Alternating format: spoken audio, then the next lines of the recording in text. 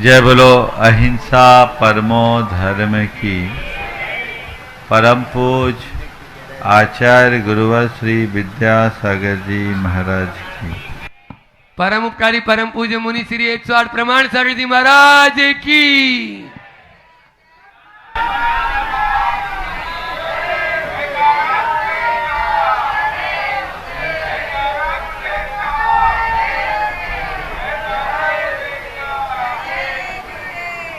आज का दिन आप लोगों के जीवन का सबसे महत्वपूर्ण दिन है।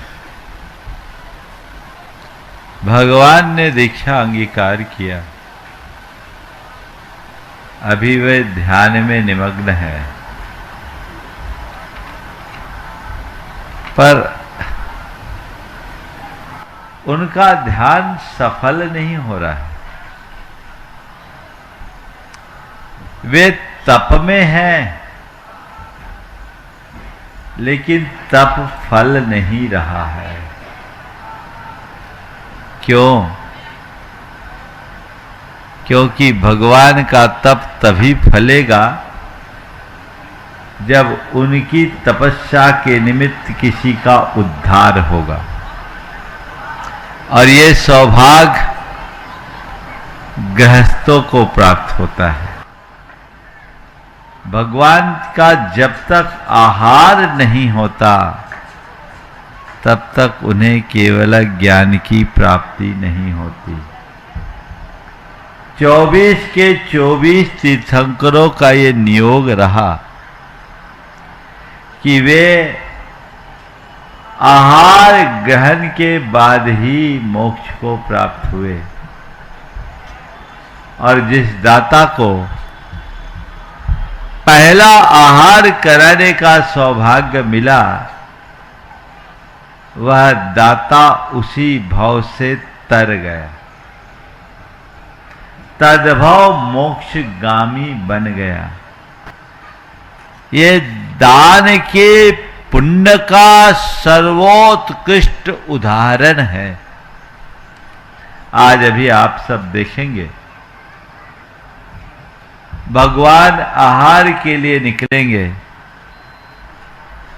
उनका निरंतराय आहार होगा। देवों के द्वारा पंचाश्चर्य प्रकट किए जाएंगे। ये सब क्या है? ये कोरी रीत नहीं, ये जीवन की वास्तविकता है। हमारे तीर्थंकर भगवंतों ने धर्म तीर्थ का प्रवर्तन किया, लेकिन तीर्थंकर भगवंतों ने जिस धर्म तीर्थ का प्रवर्तन किया, उसके पहले भूमिका श्रावकों की हुई। उनने पहले दान तीर्थ का प्रवर्तन किया, बाद में धर्म तीर्थ प्रवर्तित हुआ। बिना दान के धर्म नहीं फलता। आदि पुराण में इस प्रसंग का बहुत ही मार्मिक विवेचन है। जब ऋषभदेव भगवान दीक्षा के उपरांत 6 माह का उपवास लिए, लगभग 6 महीने तक वे ऐसे ही निराहार भ्रमण करते रहे। रोज श्रावकों के मध्य जाते, लेकिन किसी का ये सौभाग्य नहीं जगता। 6 महीने तक आहार नहीं हुआ। उसके उपरांत राजा श्रेयांश को अपने भ्राता राजा सोम के साथ आहार देने का ये लाभ मिला। जो आज आहार दाना देने का श्रेय प्राप्त किए। विनीत जी आगे बुला लो, आगे शुद्धि में आ जाओ। आहार देने का लाभ मिला। अब आहार हुआ, उस आहार से लोग गदगद हो गए। तब भरत चक्रवर्ती को अपना चक्रवर्तित्व फीका लगने लगा और भरत चक्रवर्ती ने राजा श्रेयांश के पुण्य की सराहना करते हुए कहा, भगवान में पूज्योषि कुरु राज तमद्दनः त्वं दान तीर्थ कृच्छयान महापुण्य भागसी। हे कुरुराज, हे राजा श्रेयांश, तुम धन्य हो, तुम धन्य हो। आज तुम मेरे लिए भगवान की तरह पूज्य बन गए हो। तुम दान तीर्थंकर हो, महापुण्य के भागी हो। इसी प्रसंग में हरिवंश पुराण में लिखा कि जब भगवान का आहार हो गया, वो वन में चले गए, तो अभ्यर्चिते दिवानाथे तपो वृद्धे वनम गते दान तीर्थ करम देवा साभिषेक मपूजियन। देवों के द्वारा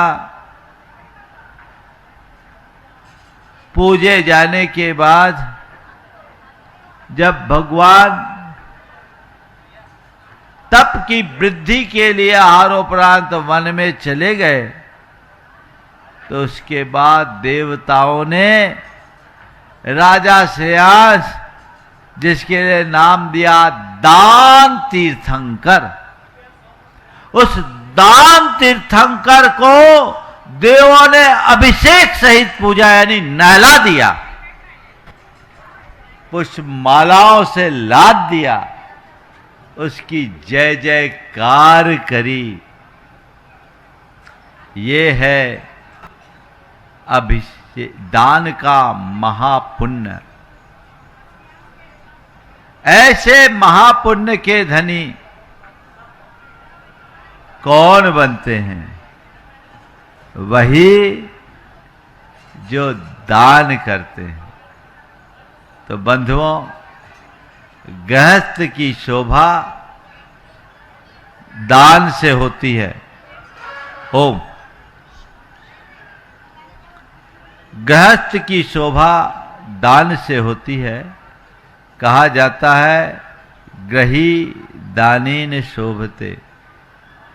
दान की जब बात आती है तो धन के दान को लोग सबसे ज्यादा प्रमुख मानते हैं। निश्चित धन के दान की प्रमुखता है। महापुण्यशाली लोग ही अपना द्रव्य अच्छे कार्यों में लगा सकते हैं और ये दान दुर्गति का नाशक है।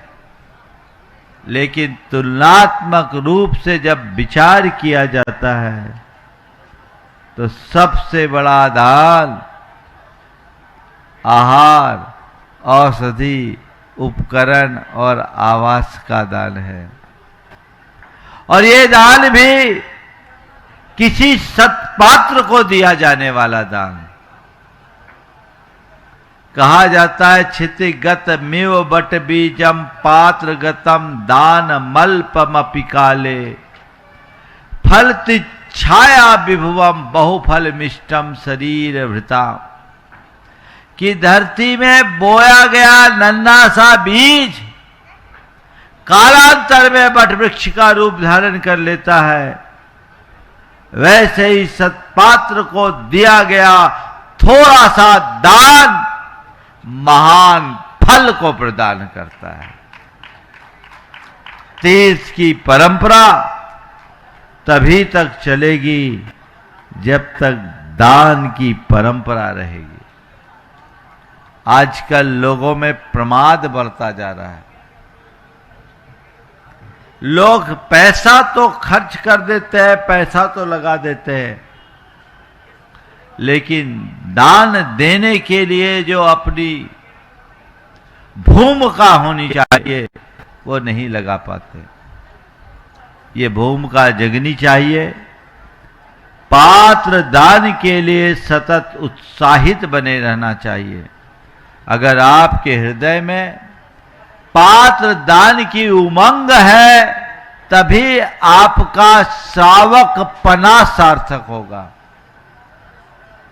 जब तक ये भाव है तब तक श्रावकपना है। जिस दिन ये भाव समाप्त हो जाएगा, श्रावकपना भी समाप्त हो जाएगा। इसलिए अपने श्रावकपने को जागरूक रखने का प्रयत्न और पुरुषार्थ सबको करना चाहिए। मैंने कई बार विचार किया कि सामान्य मुनि महाराज बिना आहार किए केवल ज्ञान प्राप्त कर लेते हैं। बाहुबली भगवान ने किसी से आहार नहीं लिया। वो दीक्षा लिए 1 वर्ष का तप किए, सीधे केवल ज्ञान करके उठे। ऐसे अनेक महान आत्माओं ने दीक्षा लेकर केवल ज्ञान पाया, आहार नहीं किए। लेकिन तीर्थंकरों के साथ ऐसा नहीं हो पाया। 24 के 24 तीर्थंकरों ने आहार लिया, और एक बार नहीं अनेक लिया, केवल मल्लीनाथ भगवान को छोड़कर। पर आहार उनने भी लिया। एक के यहां लिया, एक के यहां आहार लिया। और ऐसा शास्त्र का विधान कि जो भगवान का प्रथम आहार प्रदाता होता है, वह तदभव मोक्षगामी होता है। मैं बार बार सोचता, आहार क्यों लिया? ये तो वर्धमान चारित्री, उनका तपोबल, वे वर्धमान चारित्र की धनी, तदभव मोक्षगामी, उनका तपोबल उत्कृष्ट, उनका सत्य उत्कृष्ट, उनका संयम उत्कृष्ट, उनका सहनन उत्कृष्ट। बिना आहार करे चले जाते, इधर नहीं जा सकते। बोले क्यों? बिना आहार किए क्यों नहीं जा सकते? तो मेरा मन कहता है ऐसा इसलिए क्योंकि जब तक भगवान आहार दान की विधि को प्रदर्शित नहीं करेंगे, धर्म तीर्थ आगे नहीं बढ़ पाएगा।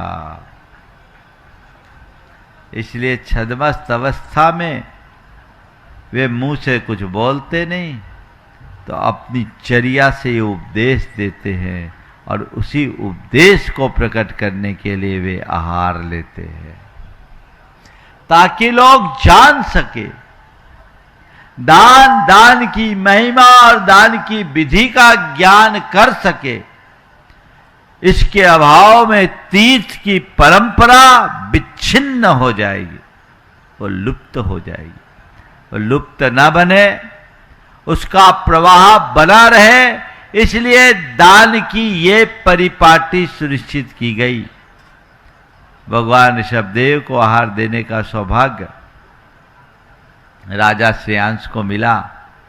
अगर ऋषभदेव पहले तीर्थंकर हुए तो राजा श्रेयांश, उनके भ्राता राजा सोम प्रथम दाता बने। कितना उत्कृष्ट कार्य। मैं एक बात और सोचता हूं कि इस कार्य में भरत चक्रवर्ती का पुण्य काम में नहीं आया। भरत चक्रवर्ती पीछे रह गया, राजा श्रेयांश जीत गए। क्यों? क्योंकि राजा श्रेयांश के चेतना में दान के संस्कार थे। भरत चक्रवर्ती को यह सौभाग्य नहीं मिल पाया। 10 भाव पहले राजा श्रेयांश ने जो दान दिया था, उसके संस्कार उसकी चेतना में जमे रहे, वो उभर करके आए। उसके परिणाम स्वरूप उसे बोध प्राप्त हो गया कि कि ये आहार दान की विधि है, भगवान इसी कारण से आहार नहीं ले रहे क्योंकि आहार देने वाले को आहार की विधि का पता नहीं, मुझे विधि पूर्वक आहार देना है और उससे विधि मिली और भगवान का आहार हो गया। इसका मतलब श्रद्धा पूर्वक किए गए कार्य के संस्कार कई भावों तक बने रहते हैं, ये कभी कम नहीं होते। तो ऐसी भावना अपने मन में जगा के रखनी चाहिए, बना के रखनी चाहिए। आज कितना विलंब है? हाँ, भगवान का अभी आहार होना है और भगवान आहार के लिए उठने वाले हैं। आज प्रवचन की बात नहीं है, आज तो केवल इस चर्या को देखकर अपने कर्तव्य का अनुपालन करने की जरूरत है। आज कितना अच्छा समय है कि आप सबको सारी विधि ज्ञात है। बच्चा भी आहार दान की विधि को जानता है, लेकिन देखो जिस समय भगवान शब्देव थे उस समय उस विधि को जानने वाला कोई नहीं था। चक्रवर्ती को भी पता नहीं था कि आहार दान कैसे देना। राजा श्रेयांश को सौभाग्य मिला, 10 भाव पहले दिए गए दान के संस्कार उभरे और वो ये सौभाग्य प्राप्त कर लिया।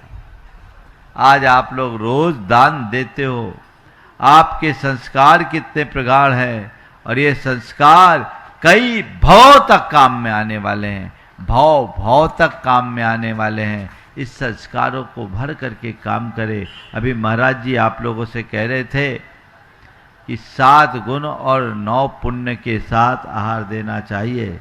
यही 9 पुण्य और 7 गुण मिलाकर 16 होते हैं। इसी का नाम नवधा भक्ति है, इसी का नाम 16 है। ये 16 पूर्वक आहार दो। आहार देने के समय में आप सबसे कहता हूं कुछ सावधानियां भी रखनी चाहिए। शुद्धि और विशुद्धि के साथ आहार दो, पूरी तरह विधि पूर्वक आहार दो और आहार दान देने वाले को भी आजकल समझना चाहिए शुद्ध आहार दो।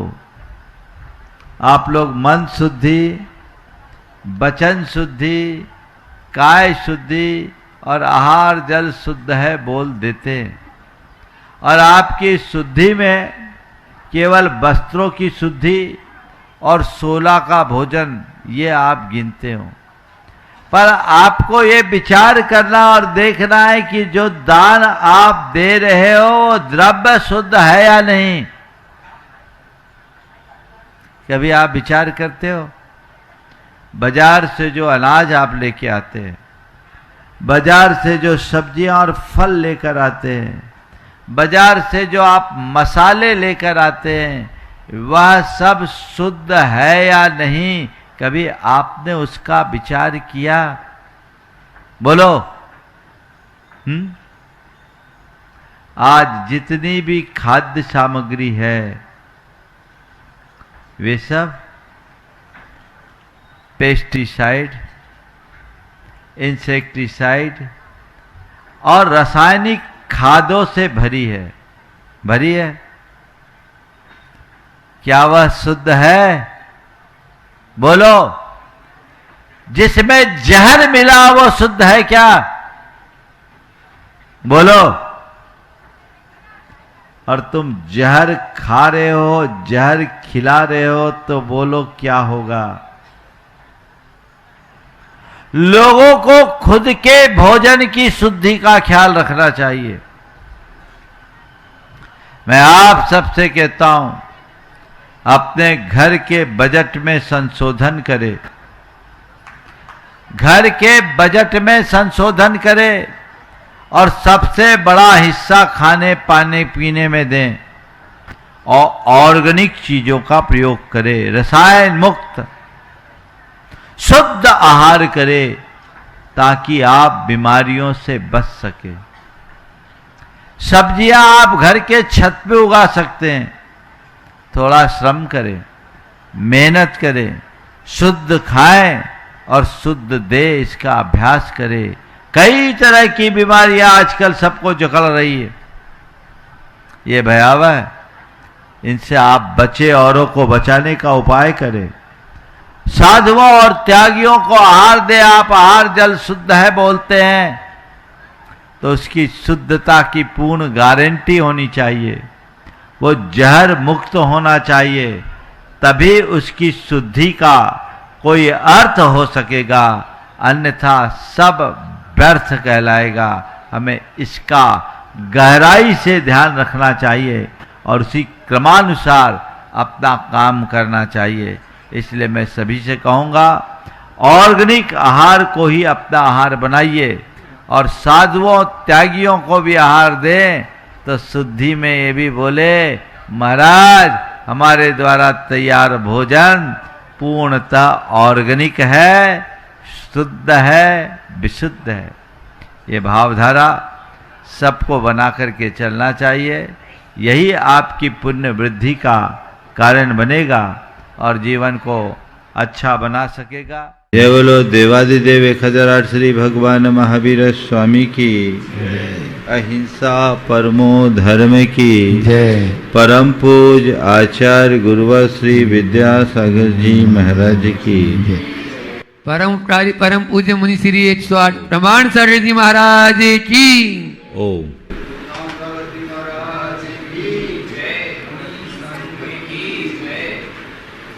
इस दुनिया में दो तरह के लोग दिखते हैं। कुछ वे जिनके जीवन में सहज स्वीकृति का भाव दिखता है, और कुछ वे जिनमें रंच मात्र भी स्वीकृति जैसी नहीं दिखती। जहाँ स्वीकृति है वहाँ शांति है, और जहाँ अस्वीकृति है वहाँ अशांति है। अपने गहरे उतरे हम देखें कि मेरे स्थिति क्या है, मैं अपने जीवन और जीवन की व्यवस्थाओं में किस रूप में जीता हूं, स्वीकृति में या अस्वीकृति में। हमें देखना है स्वयं से अस्वीकृति है, औरों से अस्वीकृति है, स्वयं की अस्वीकृति है, औरों की अस्वीकृति है। 4 चरण में बात मुझे करना है।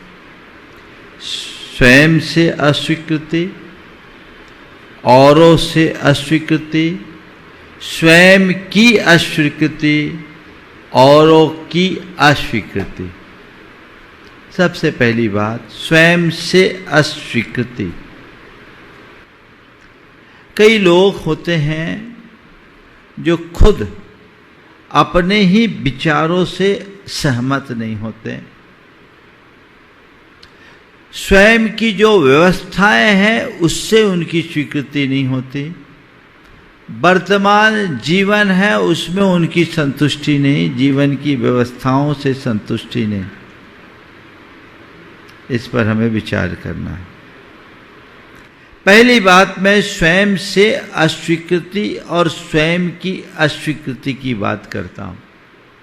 फिर मैं औरों से अस्वीकृति और औरों की अस्वीकृति की बात करूंगा, और इन सब के स्वरूप पर विचार करने के बाद इनके कारण और परिणाम पर विमर्श करते हुए इनके समाधान की चर्चा करना चाहूँगा। जब हम स्वयं से अस्वीकृति का भाव रखते हैं, हमारे अंदर क्या घटता है? जिनको स्वयं से अस्वीकृति है यानी खुद से असंतुष्टि है, उनके हृदय में आत्महीनता की भावना होती है। अरे मैं किसी लायक नहीं हूँ, मैं अच्छा नहीं हूँ, मेरी स्थिति ठीक नहीं है, ऐसा लगता है कभी? दूसरे मुझसे ज्यादा बेटर हैं। बहुतों के मन में ऐसा होता है। वे एक प्रकार के आत्महीनता की भावना से ग्रसित हो जाते हैं, मैं अच्छा नहीं, मैं अच्छा नहीं, मैं अच्छा नहीं। जबकि हर व्यक्ति अपने आप में परिपूर्ण है, पर उसे नहीं जान पाता, उसे नहीं मान पाता। यह आत्महीनता की भावना मन में अनेक प्रकार की दुर्बलताओं को जन्म देती है, जो उसे भीतर से कमजोर और दुखी बनाती है। एक व्यक्ति दर्पण के सामने खड़ा होकर बोल रहा था, मैं किसी के लायक नहीं, मैं किसी के लायक नहीं, मैं किसी के लायक नहीं। वहीं एक बच्चा था, उसने कहा, पापा आप क्या बोल रहे हो? ये तो आप मेरी जैसी बात कर रहे हो, पर मेरी मां तो कहती है तू सबसे अच्छा है, तू सबसे अच्छा है। तुमने अपने मन में जो आत्महीनता की भावना भर रखी है, उसे निकालना की जरूरत है। इस अस्वीकृति को स्वीकृति में परिवर्तित करो। मैं जो हूं, जैसा हूं, जितना हूं, अपने आप में परिपूर्ण हूं, वही मेरे काम का है। मुझे अपनी स्थिति को स्वीकार करना चाहिए। तो आत्महीनता की भावना एक प्रकार की ग्रंथि है जो हमारे जीवन को दुखी बनाती है। दूसरी बात, फिर ऐसे लोग हर समय अपने ही दोष गिनते रहते हैं, अपनी कमजोरियों को देखते रहते हैं। उनके अंदर ऐसी नकारात्मकताएं हावी होने लगती है, दोष दृष्टि, मुझ में ये कमी, मुझ में वो कमी, मैं ये नहीं कर सकता, मैं वो नहीं कर सकता, ऐसी ढेर सारी बातें मन में आने लगती है। तो ऐसी स्थिति में व्यक्ति अपने जीवन को आगे नहीं बढ़ा सकता। हम पहले से ही अपने मन में ऐसी बात जमा लेंगे तो आगे कैसे बढ़ेंगे?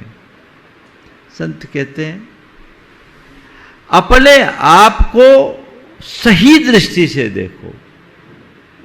कदाचित दोष और दुर्बलता है, तो उन दोषों और दुर्बलता को देखकर अपने मन में हीनता का भाव लाने की जगह अपनी वास्तविकता को पहचान कर उन दुर्बलताओं और दोषों की जड़ उखाड़ने के लिए संकल्पित हो।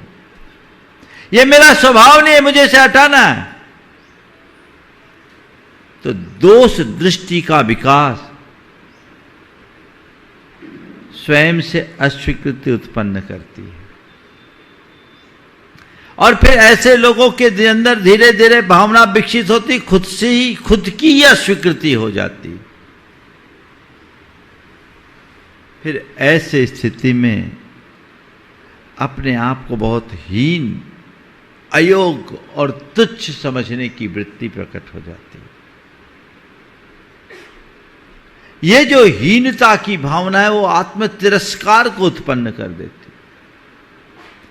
हम खुद को खुद से जब नेग्लेक्ट करने लगेंगे तो आगे कैसे बढ़ेंगे? ये हमें अपने अंदर उतर करके देखना है कि मेरे भीतर ऐसे कोई लक्षण तो नहीं है। और फिर ऐसे लोगों की स्थिति ये होती कि दूसरों से अपनी तुलना करते हैं और खुद को नकारना शुरू कर देते हैं। उससे अपने आप से बेहतर और खुद को कमतर सोचते हैं। ये हमारे व्यक्तित्व को भीतर से कमजोर बनाते हैं। ये स्वयं से अस्वीकृति है। अब स्वयं की अस्वीकृति, स्वयं की अस्वीकृति क्या? अपने आप को बिल्कुल नाकुछ समझना, अपनी योग्यता, अपनी क्षमता, अपनी प्रतिभा और अपने सामर्थ्य को नजरअंदाज कर देना, उसे पहचानना ही नहीं, अपने अस्तित्व को ही नकार देना। ये स्वयं की अस्वीकृति है। संत कहते तुम अपने आप को दुखी महसूस करते हो, सुखी बनना है तो पहले अपने मन में ये बिठाओ कि मैं सुखी हूं और मैं सुखी नहीं हूं, मैं अनंत सुख से परिपूर्ण हूं, मैं अनंत सुख का धनी हूं। ये धारणा अपने हृदय में गहराओ। मैं शुद्ध चैतन्य आत्मा हूं, मुझ में अनंत गुण हैं। आत्म सत्ता की स्वीकृति के अभाव में मोक्ष मार्ग में आगे नहीं बढ़ सकते। ऐसे ही लौकिक जगत में अपनी योग्यता, क्षमता, प्रतिभा और सामर्थ्य को स्वीकारे बिना आगे नहीं बढ़ सकते। उसे समझो और तराशो, अपने आप को आगे बढ़ाने की कोशिश करो। इसका कारण क्या है? इसके 4 कारण मुझे दिखाई पड़ते हैं। कई बार लोगों को बचपन में जो नकारात्मक आलोचनाएं मिलती है, तो किसी काम का नहीं, तो गधा है, ये किसी लायक नहीं, घर परिवार में भी लोग बोलते हैं। इस तरह की जो बातें घर परिवार और आसपास के लोग बोल बोल के सामने वाले में इतनी नकारात्मकता भर देते हैं कि मैं किसी लायक नहीं, मैं किसी लायक नहीं, मैं किसी लायक नहीं। ये आत्म अस्वीकृति को उत्पन्न करने वाला बड़ा कारक है। उससे हमें अप्रभावित रहना चाहिए। लेकिन एक प्रकार की ग्रंथि है जो मन में बैठती है, और एक बार बैठ गई तो उससे बाहर निकल पाना बहुत कठिन होता है। फिर समाज की जो तुलना प्रधान दृष्टि है, लोग कंपेयर करते हैं, ये ऐसा। आज तो सबको कंपेयर करने लगते, साधुओं को भी लोग तौलने लगे। खुद को देखो भाई। ये कंपैरिजन मन में ढेर सारे कॉम्प्लेक्स पैदा कर देता है। ये भी जब हम तुलनात्मक दृष्टि से देखना शुरू करते हैं, आंकना शुरू करते हैं, तो वो अंदर से अस्वीकृति की बात आने लगती है। फिर कभी कभी व्यक्ति यदि लगातार अनेक प्रकार की असफलताओं का सामना करता है, तो उससे जो निराशा उत्पन्न होती है, वो निराशा भी अपने आप की अस्वीकृति को उत्पन्न करती है। अरे अब मुझसे नहीं होगा, अब मुझसे नहीं होगा, अब मुझसे नहीं होगा। और चौथी बार, आत्मज्ञान का अभाव आत्मा से दूरी कर देती है। आत्मा को पहचान न पाने के कारण ये विकृतियां आती है। यदि व्यक्ति सच्चे अर्थों में आत्मज्ञान का आश्रय ले, तो उसकी आत्मस्वीकृति है, और जहां आत्मस्वीकृति है वहां अस्वीकृति होगी नहीं, सहज स्वीकृति। जो है सो स्वीकार है, जो है सो है, हम उसे एक्सेप्ट करते हैं। ये दृष्टिकोण अंदर होना चाहिए। अपने आप को पहचानो भाई, तुम जो हो सो हो, और जो नहीं हो वो बनने की कोशिश करोगे तो गड़बड़ होगा। गधे को शेर की आवाज निकालनी थी, गधे को शेर की आवाज निकालनी थी। गधे ने मुंह फाड़ा, सब हंसने लगे। गधे ने मुंह फाड़ा, सब हंसने लगे। गधा रोने लगा, मैं तो किसी लायक ही नहीं हूं। एक संत उधर से गुजरे, उनने गधे को समझाया, अरे तू किसी लायक क्यों नहीं, तू गधा है, अपने आप को गधा मान, और गधे बन करके जी, गधा भी बहुत काम का होता है। तू शेर की आवाज निकालने की कोशिश क्यों कर रहा है? तू जो है उसे स्वीकार कर और आगे बढ़। अपनी स्थिति को स्वीकार करेगा तो आगे बढ़ेगा, और अपने आप को अस्वीकार करेगा वहीं अटक जाएगा। इससे क्या होता है? आत्मविश्वास खत्म हो जाता है, आत्मविश्वास का ह्रास होता है, फिर व्यक्ति के मन में मानसिक अवसाद और हीनता की भावनाएं आने लगती है और फिर हर अच्छे कार्य से अपने आप को दूर कर लेता है और फिर ऐसे व्यक्ति की सारी क्षमताएं विलुप्त हो जाती है, आत्मशक्ति कुंद हो जाती है, रास्ता वही रुक जाता है। इसलिए पहली बात क्या करो, अपनी आत्मा के अस्तित्व पर विश्वास करो। जीवन का मूल तत्व आत्मज्ञान है, इसे कभी मत भूलो। हर मनुष्य को यह जानना चाहिए कि मैं एक आत्मा हूं, शाश्वत आत्मा हूं, अनंत गुणों का धनी हूं, शुद्ध चैतन्य मात्र हूं। आत्मपरक दृष्टि को जगाए बिना जीवन का कल्याण नहीं। ये दृष्टि होनी चाहिए। वहां तुम्हारी दृष्टि होगी, केंद्र में आत्मा को बिठा के चलोगे, संसार के बड़े से बड़े झंझावातों में भी तुम टिके रहोगे। वो दृष्टि होनी चाहिए। और फिर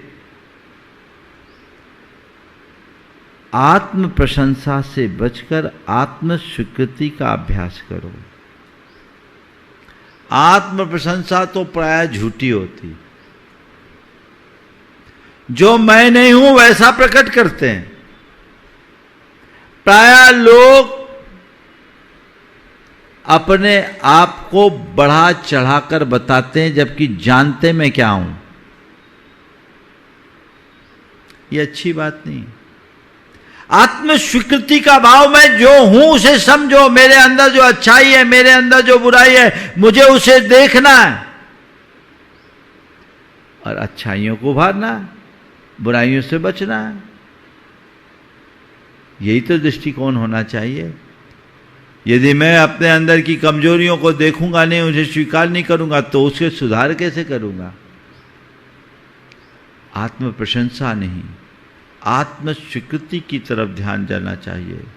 और फिर हमें अपने दोषों पर चित्त लगाने की जगह अपने भीतर छिपी संभावनाओं को उजागर करने का प्रयत्न करना चाहिए। तो ये काम हो सकता है। भावना योग इसमें बड़ा मददगार बनेगा। एक युवक, पिता ने उसे नाराज होकर निकाल दिया, घर से निकला।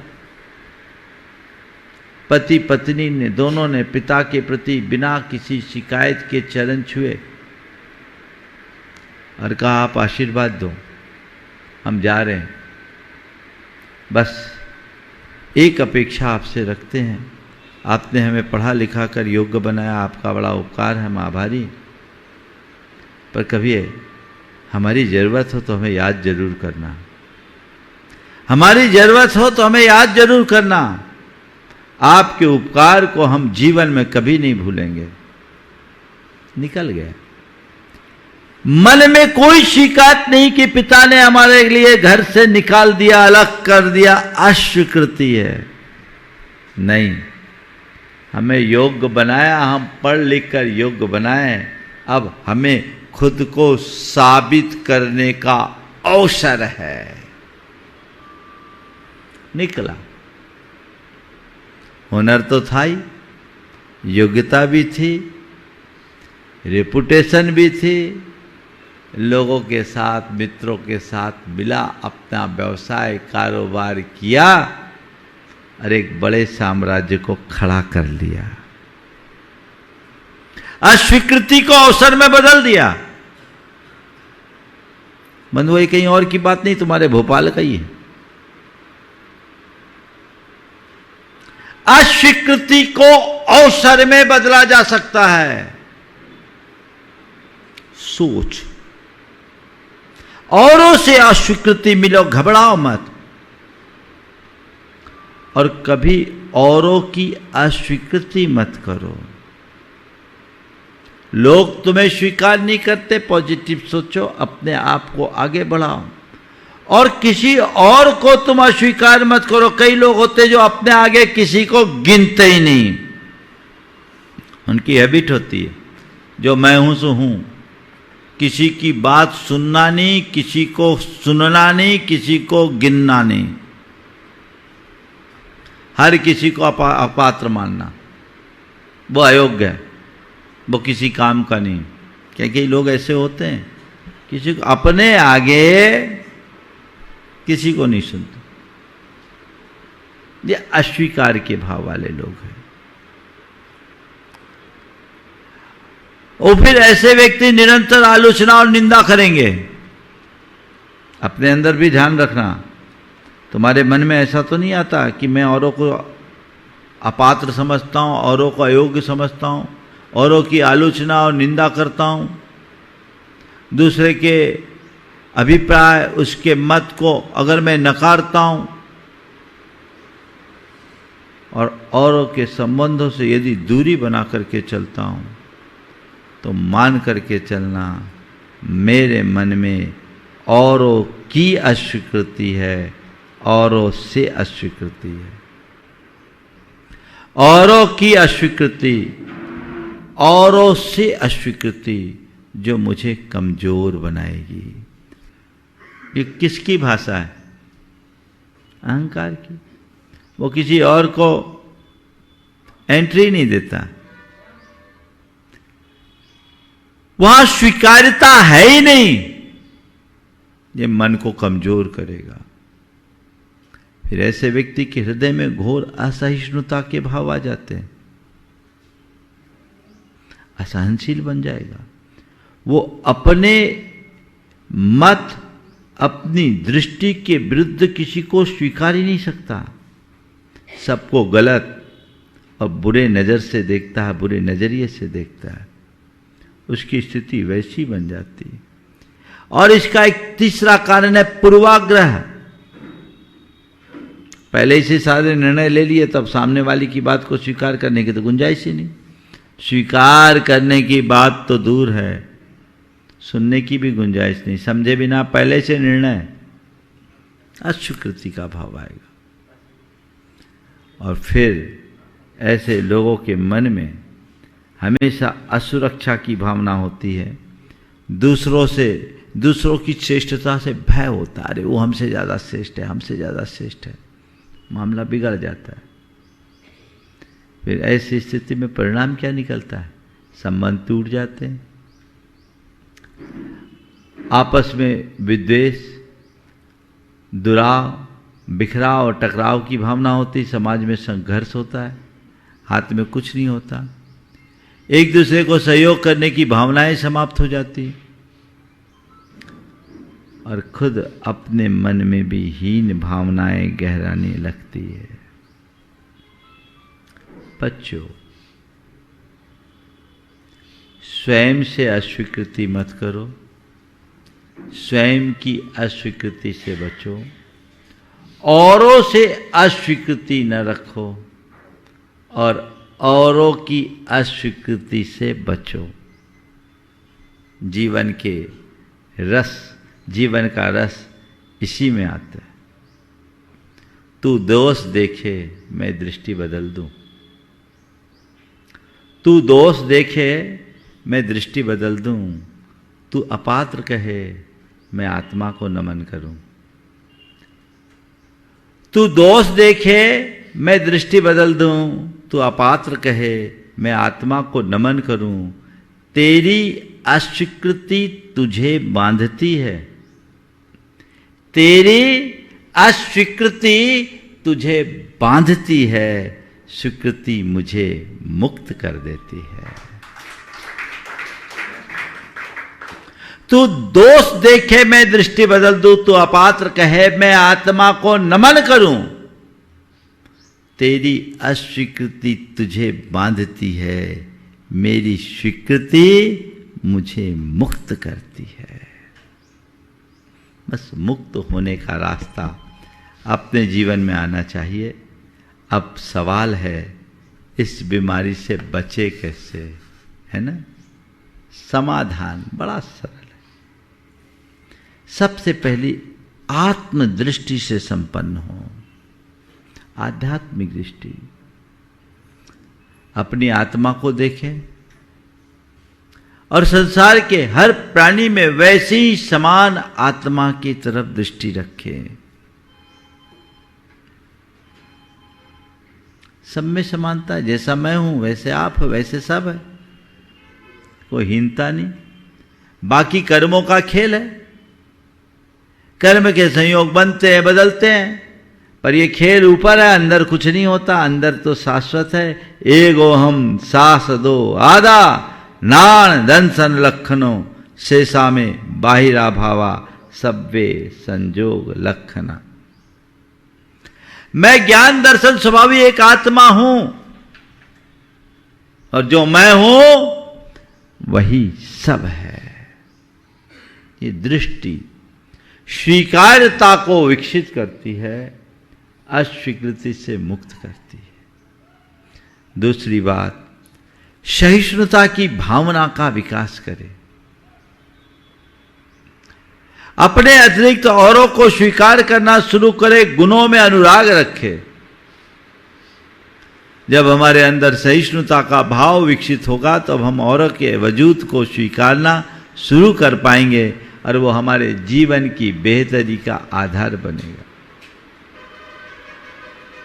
और फिर जब अस्वीकृति दिखने लगे तो वहां संवाद बनाना शुरू करें।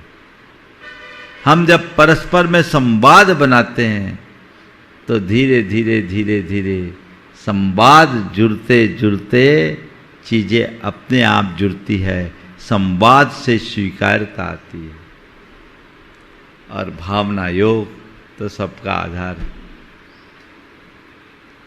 भावना योग हम करेंगे तो हमारे अंदर की अस्वीकृतियां दूर होगी, हम स्वीकृति के साथ जीने में समर्थ हो जाएंगे। वो हमारी दृष्टि में होनी चाहिए, वो हम विकसित करेंगे तो सारे परिणाम आएंगे। हम खुद को स्वीकार करें, खुद से स्वीकार करें। अगर हम आज औरों को अस्वीकार करते हैं तो कल हमारी भी अस्वीकृति होगी। कभी किसी को ठुकराओ मत। एक सासू माँ थी, आंखों से कम दिखता था,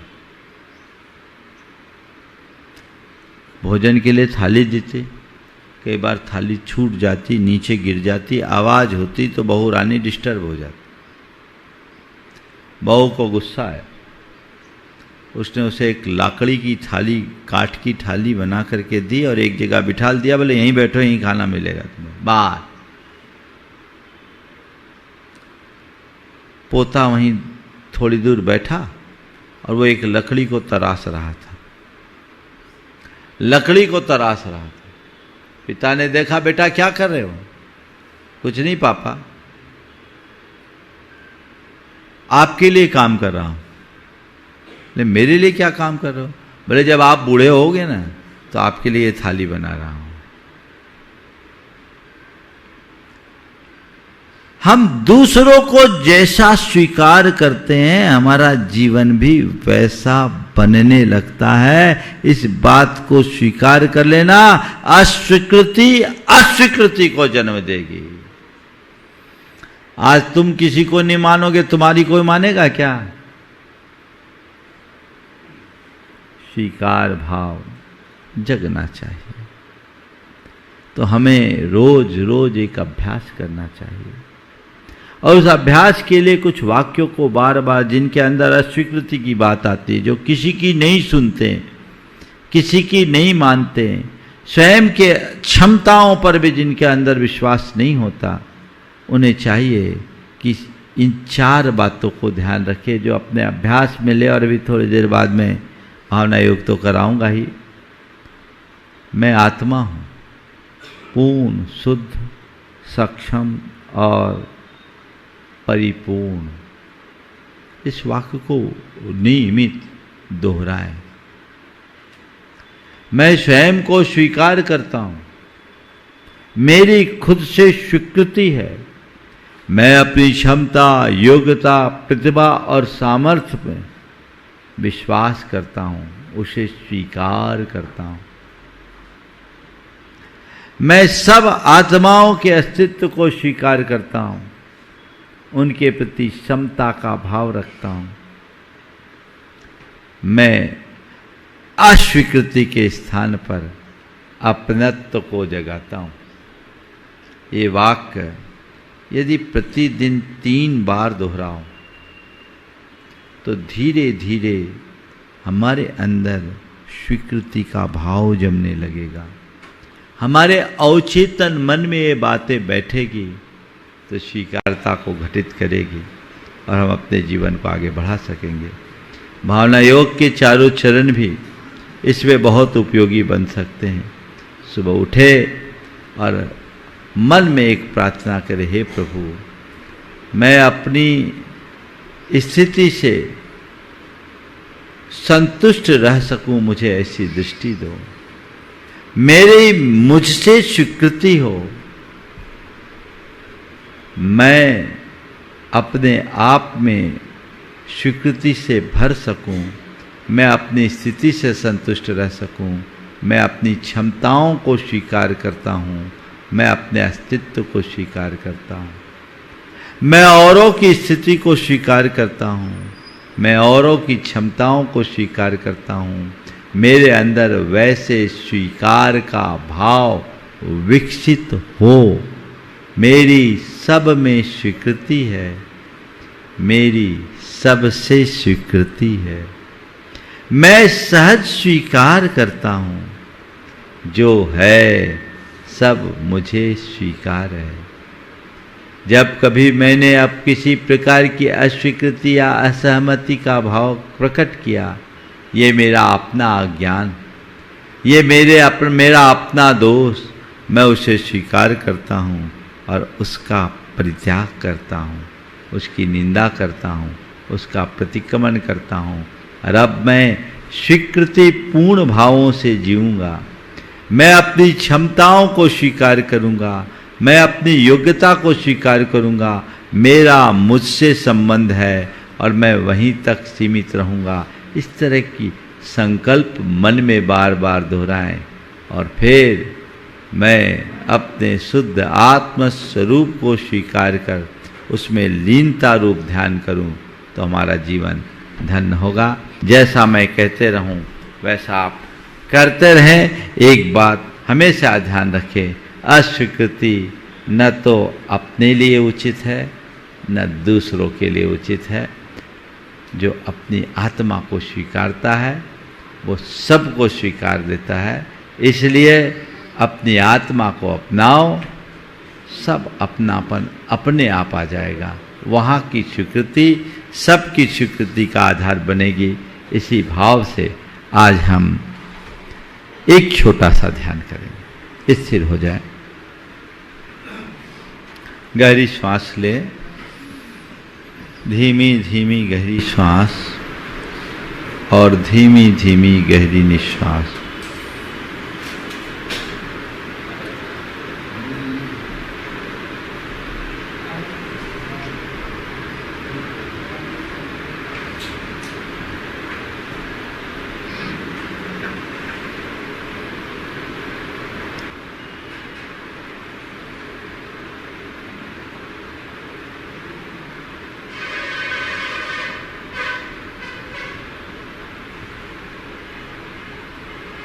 मन में भावना भाएं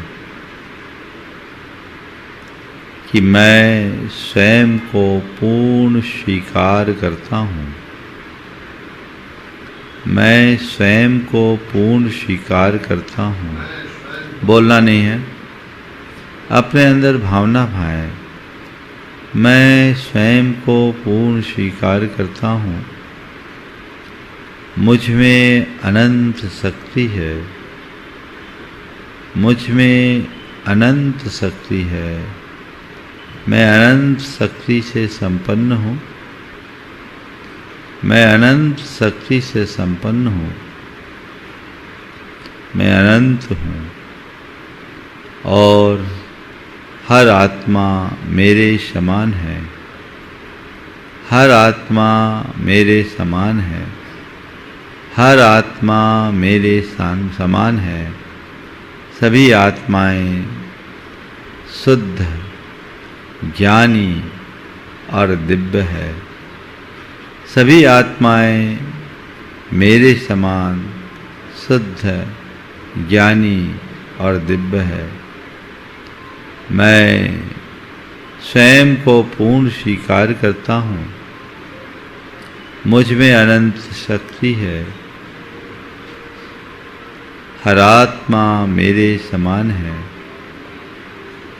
सभी आत्माएं मेरे समान शुद्ध, दिव्य और ज्ञानी हैं। अपने हृदय में एक दीप को जलता हुआ देखें। महसूस करें कि मेरे हृदय में एक दीप जल रहा है, जो आत्म अस्तित्व की स्वीकृति का दीप है। इसका प्रकाश संपूर्ण शरीर में फैल रहा है। हृदय में जलता हुआ है दीप, स्वीकृति का दीप। उसका प्रकाश संपूर्ण शरीर में फैल रहा। महसूस करें अपने हृदय पटल में जलते हुए उस दीपक के प्रकाश को संपूर्ण शरीर में फैलता हुआ महसूस करें।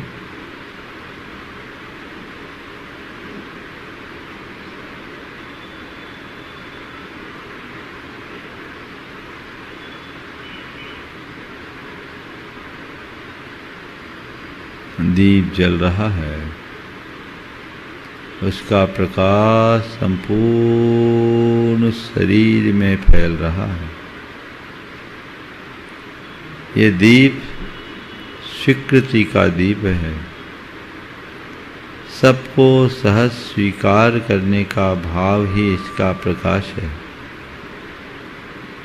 पूरा शरीर इस दिव्य प्रकाश से आलोकित है।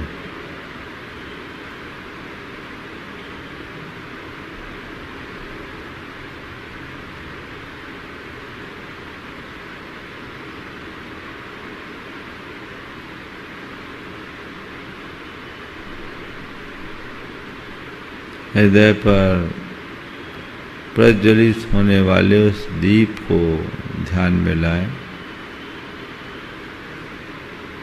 उसका प्रकाश सर्वत्र फैल रहा है। संपूर्ण शरीर उस प्रकाश से आलोकित है और ये आभा अब बाहर भी फैलने लगी है। लोक के अंत तक ये प्रकाश धीरे धीरे फैल रहा है।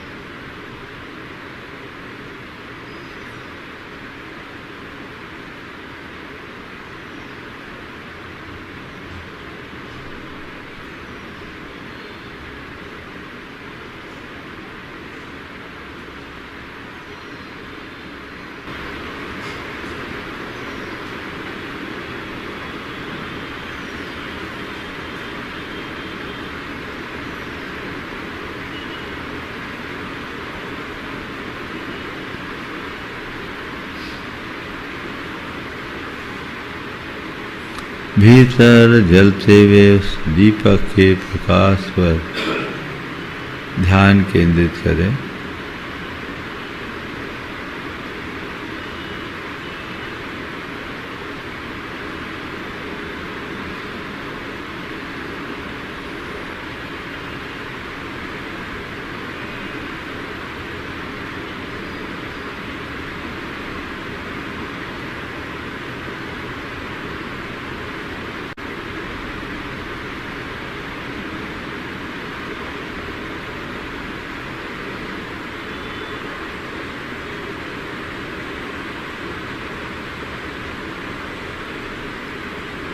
सहज शांत प्रसन्न मन से आंखें खोले